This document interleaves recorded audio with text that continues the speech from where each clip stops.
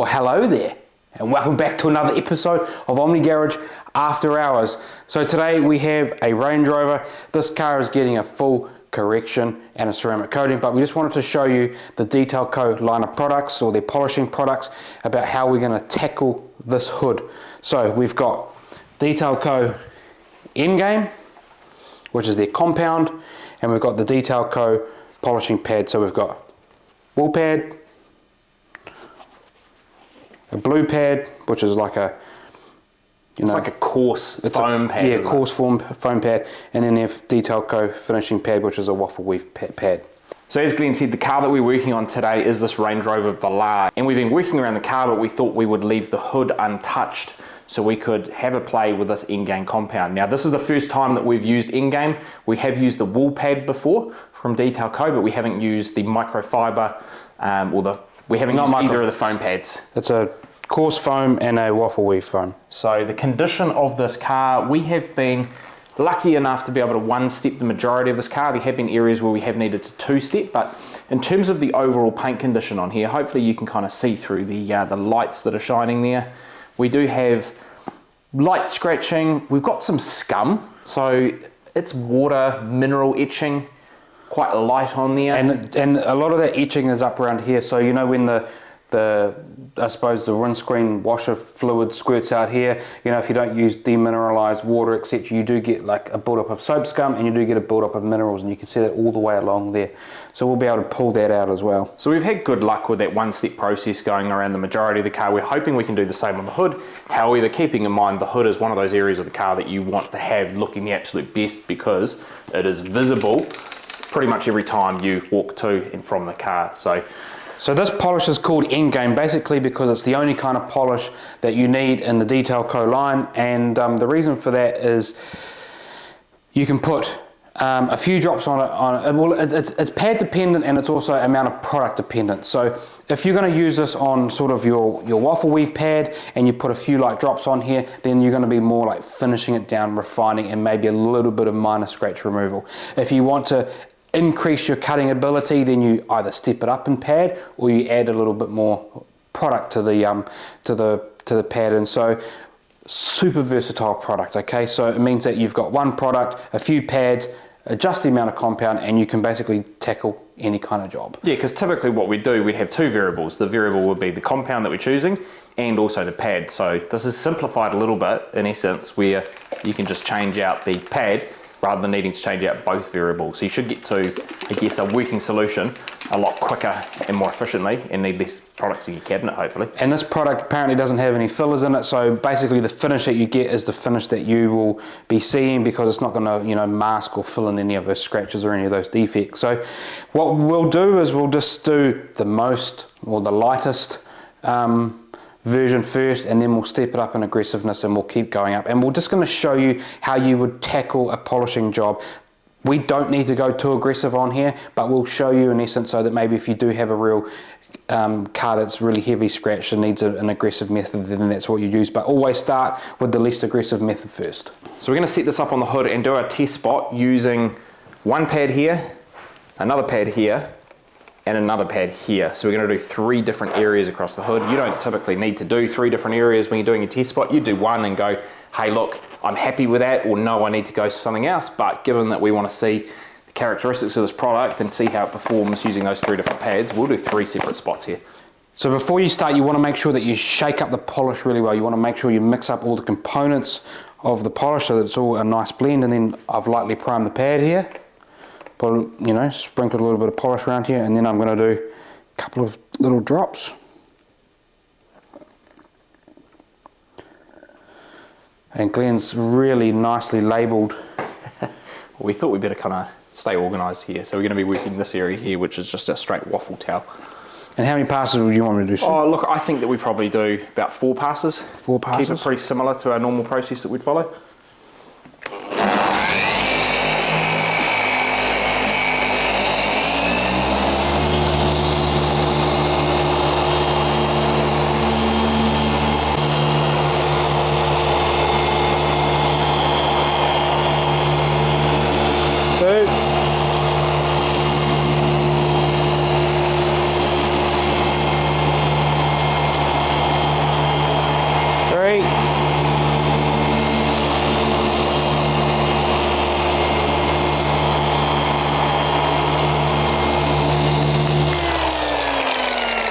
passes. And so what we've got here is we've got a dampen rinseless towel. So this is, I got this from Ivan actually. But we're using Detail Co rinseless wash here, and I'm really enjoying using this actually as our wipe off. Typically we would use like a you know, like a panel wipe or a polish remover. You know, it's basically alcohol related, but both Glenn and I are really enjoying using a rinse and dampen towel for our wipe off, and then come across with a buff. I think the reason that damp towel is quite nice because it seems to lift away the polish residue rather than just wiping it around. And especially when you get residue in like cracks and crevices and stuff like that, I think it helps you to remove that right there and then before it dries, eh? Yep.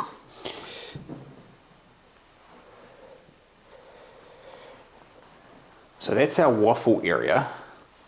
I mean, I'm having a look through the light there. As Glenn takes that towel away, you should be able to see we have pretty decent defect removal in there. We do have some light scratching in there. I see quite a few. You can see. I do see the odd, you know, these are real fine line hairs ones. It's going to be really hard to see on camera.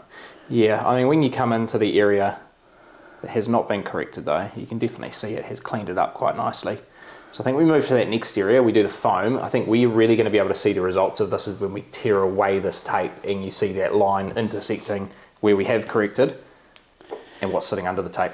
So what's also really important here is it's also about what the customer's paid for, you know. So if the customer's paid for just a gloss enhancement, a real like an enhancement based polish, then this would be absolutely acceptable. That 4 passes on a nice finishing pad, you get a little bit of gloss, you get a little bit of enhancement, might remove the odd defect here and here, might take a little bit of soap scum, a little bit of maybe a little bit of the light water spots off. And so if that's what they paid for, that's where you stop and you're happy with that, that's the agreement, and you would then go around the whole vehicle like that.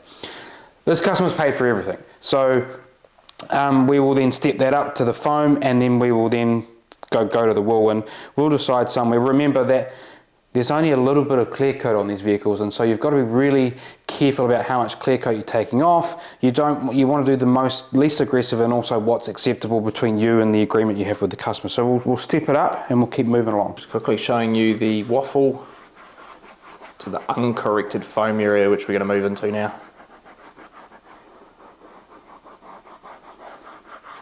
Prime the pad, and I put 4 drops on there. Probably, I don't know, someone will tell me that they're not bigger than the last drops.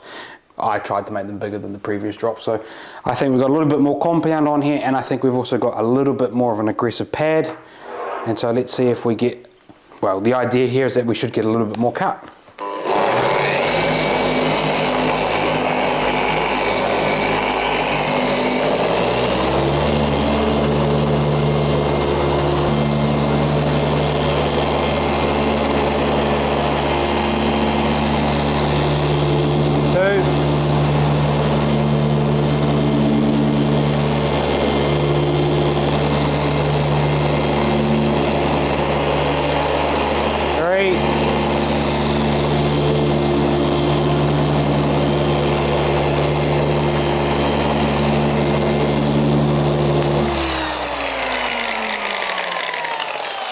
So 4 passes. So what I have noticed is that using a more of a coarser foam in here, you do get more sling, but this pad does glide really nicely across the surface of the car. Yeah, well, it's more, I guess, traditional compared to the standard Rupees pads that you'd have. And I mean, that Rupees coarse pad throws polish everywhere. Well, it's just such an open cell. I think the cells become more open, and so there's your results. I mean, on inspection there, I think to me that foam requires additional passes in order to correct out those scratches.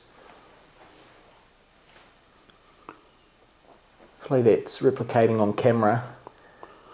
There's still additional scratches in there, so I think it's either you need to work with additional passes, maybe add some additional compound in there. I've never been a big fan of using a foam cutting pad though. No, neither have I. Microfiber or wool have always been the go-tos, and the foam has been used for finishing down. So let's throw on the wool pad and do the section to the right. So here we've got our wool pad primed, decent sized drops on there. Let's see what we get on this section over here.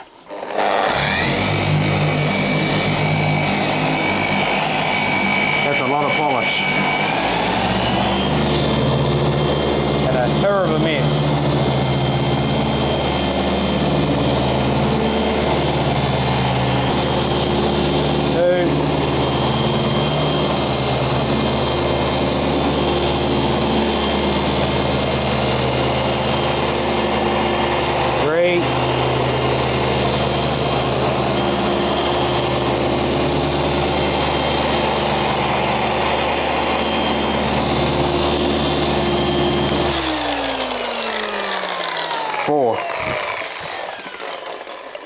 And so I hope that made everyone laugh, but that's what happens when you use a brand new wool pad for the first time.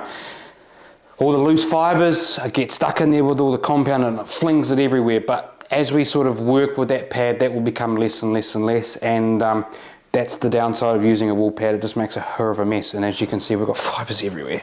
So here's the results we've got from the wool. So definitely did a good job on the defect removal in there. If you pull it across to the side where we just did that coarse foam, you can see more scratches on this side here versus the wool, which seemed to pull out the majority of them there. One thing we did notice with the wool is it's slightly a hazier finish. So it's something that you'll definitely want to then come in and finish down using probably that waffle towel. I think just the nature of using microfiber or wool is that you do get a slightly hazier finish. You get some more ticks in it as well. But I mean, the wool by itself has done a pretty good job of those 4 passes in the actual defect removal. And something to remind yourself of is that different paints will have a different result based on what you get here. So don't take this away and go, oh well, they did this and they got a really good finish, but your paint might react a little bit differently. And so I guess by doing a test spot like this, you're sort of working out where am I happy and where am I going to stop. So I think the waffle weave did a really good enhancement, did a really good job of pulling out some light scratches and some light defects. If I was going to go all the way, I wouldn't really do the foam. Maybe the foam needs a couple more passes, maybe the foam needs a little bit more compound put on it, some additional stuff there to get that to the level of what the wool did. But the wool has done a really good job of pulling out a lot of those scratches and defects, but then you're going to have to deal with maybe a little bit more sling. Maybe you're going to have to deal with having to finish that down because it is a little bit hazy. So there's pros and cons of each method, and the whole point of doing a test spot is for you to decide what's going to work best on my paint and at what point am I happy at calling it a day there and then moving on. I put the waffle pad back on and I'm going to finish this down and I'll show you kind of what an end result would look like. So 4 passes across the whole 3 sections here, and then we can show you the finish.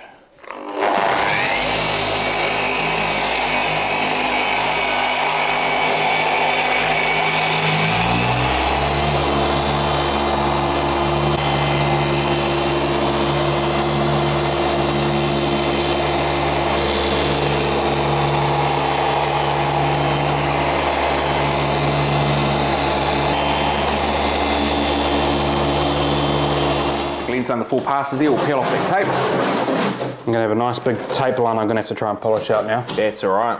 Give us a hopefully a representation of how we've done.